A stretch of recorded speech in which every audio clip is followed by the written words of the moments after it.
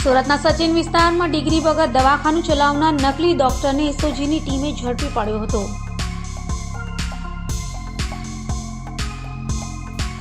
Special operation ગ્રુપની ટીમે બાતમીના આધારે સચિન ખાતે ડિગ્રી વગર દવાખાનું ચલાવનાર પશ્ચિમ બંગાળના થગેવા નિલોય ઉર્ફે નીલુભાઈ નિર્મલ બિસ્વાસને ઝડપી પાડ્યો હતો અને તેના ક્લિનિકમાંથી દવાઓ કબજે લે આરોપીનો કબજો સચિન પોલીસને સોંપતા વધુ તપાસ સચિન પોલીસે હાથ ધરી છે.